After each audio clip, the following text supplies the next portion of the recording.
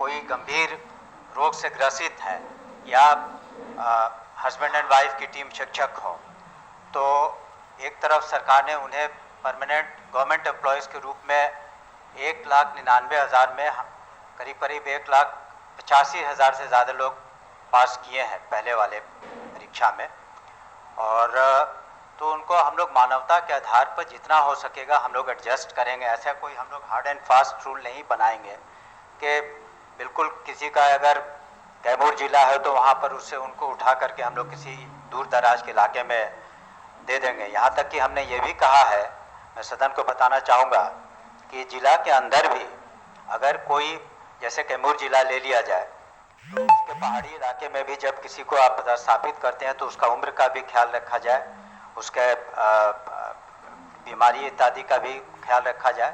तो कोशिश हमारी यही है कि एक मानवता के साथ हम लोग जो अपनी नीति बना रहे हैं उसमें अधिकांश हम लोग इन सभी चीज़ों को समाहित करेंगे।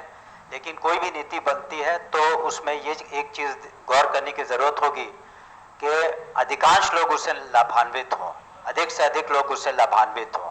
कुछ लोग फिर भी उससे असंतुष्ट रहेंगे, लेकिन सरकार की और शिक्षा विभाग की, माननीय मुख्यमंत्री जी की बिल्कुल स्पष्ट हमारी नियत है कि अधिक से अधिक हम लोगों ने जिस तरह से सरकारी सेवक होने की सुविधा दी है उसी तरह से उनके स्थानांतरण के संबंध में भी हम लोग उसको जहाँ तक हो सकेगा उदार करें रखेंगे। आपसे हमें अनुरोध है कि इसे वापस लेने की कृपा करें। हम देना चाहते हैं कि जो भी हमारे बीच जिन शिक्षकों की बातचीत हो रही है, जिनकी चर्चा हम कर रहे हैं, उन शिक्षकों का अब जो है रिटायरमेंट का स्टेज आने वाला है। बहुत सारे उनमें ऐसे शिक्षक हैं जिनका कि रिटायरमेंट का स्टेज आने वाला है। कोई किसी का सर्विस 5 साल बचा है, किसी का 6 महीना बचा है, किसी का 3 साल बचा है। तो मुझे लगता है कि मैक्सिमम ऐसे टीचर्स हैं, माननीय मंत्री जी के संज्ञान में देना चाहते हैं कि वो 5 से 7 साल ही उनकी सर्विस बची है।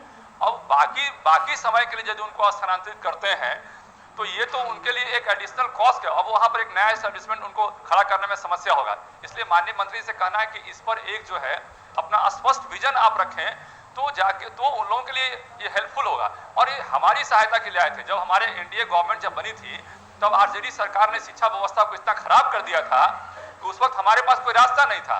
हम परमानेंट बहाली प्रोसीजर में जाते तो लंबा समय लगता और 30 से 40% स्कूलों में ताला लगे हुए थे।